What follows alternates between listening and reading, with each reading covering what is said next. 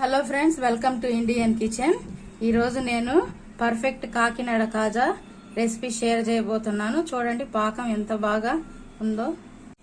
కాకినాడ కాజా కోసం ఇక్కడ 1 కప్పు మైదా తీసుకున్నాను, 2 స్పూన్లు సూజీ రవ్వ, 2 స్పూన్లు గోధుమ పిండి, 1 స్పూన్ బేకింగ్ సోడా, 1 చిటికెడు సాల్ట్, 3 స్పూన్స్ నెయ్యి, 3 స్పూన్స్ పుల్లని పెరుగు,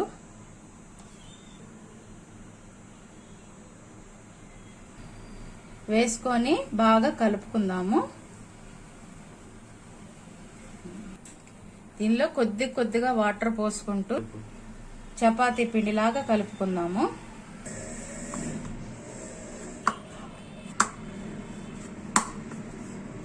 పిండి ఇలా కలుపుకున్న తర్వాత దీనిలో 1 స్పూన్ నెయ్యి వేసుకొని కలుపుకొని పక్కన పెట్టుకుందాం.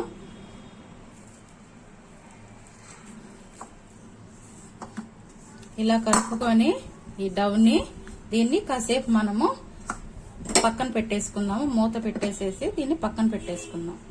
ఇప్పుడు షుగర్ సిరప్ రెడీ. ఇప్పుడు స్టవ్ మీద కడాయి పెట్టుకొని 2 కప్పులు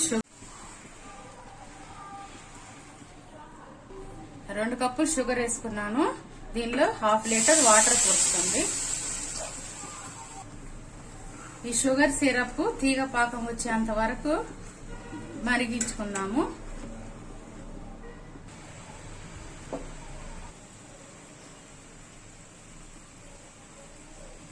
ఈ పాకము మనకు తీగ పాకం లాగా రావాలండి.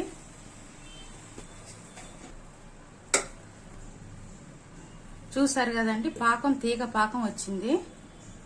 ఇలా తీగ పాకం వచ్చేంత వరకు మనం బాయిల్ చేసుకోవాలి పాకాన్ని.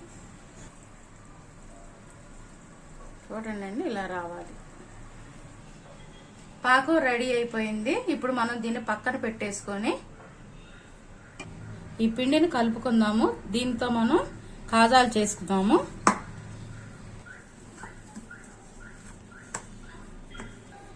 ఇప్పుడు మనం సగం పిండి తీసుకొని ఇలా రోల్ చేసుకుందాము. పిండిని కొద్దిగా పొడి పిండి వేసుకొని దీన్ని ఇలా ఫ్లాట్ గా రోల్ చేసుకుందాము. పిండి ఇలా రోల్ చేసుకొని దీన్ని చిన్న చిన్న ముక్కలుగా కట్ చేసుకుందాము. ఇప్పుడు ఈ కాజా ముక్కల్ని మనం దీనిలో వేసుకుందాము.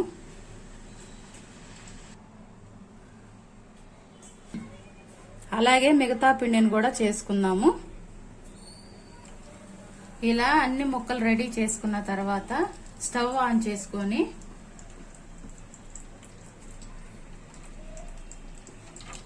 డీప్ ఫ్రైకి సరిపోయేటట్టుగా ఆయిల్ పోసుకొని ఆయిల్ బాగా వేడెక్కాక మనం ఇవి దీనిలో వేసుకుందాం. ఆయిల్లో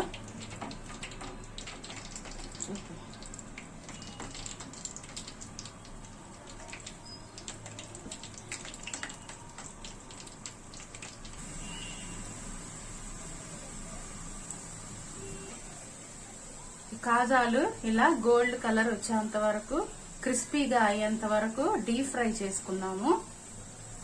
చూడండి అండి, బాగా క్రిస్పీగా అయినాయి, బ్రౌన్ కలర్ కి వచ్చినాయి. ఇప్పుడు మనం ఇవి తీసుకొని డైరెక్ట్ గా పాకంలో వేసుకున్నాము.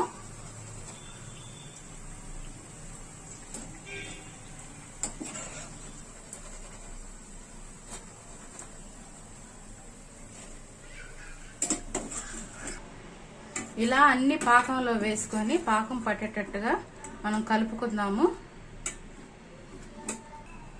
పాకంలో వేసుకున్న తర్వాత ఈ కాజాలని మనం 10 నిమిషాలు చల్లారిస్తే ఇవి బాగా క్రిస్పీగా అయ్యి ఈ పాకం ఈ కాజాల్లోకి బాగా పర్ఫెక్ట్ గా అబ్జార్బ్ అవుతుంది. అంతేనండి, చాలా సింపుల్ గా కాకినాడ కాజా మనకు రెడీ అయిపోయింది. ఈ రెసిపీ మీకు నచ్చితే లైక్ చేయండి, షేర్ చేయండి, సబ్స్క్రైబ్ చేసుకోండి.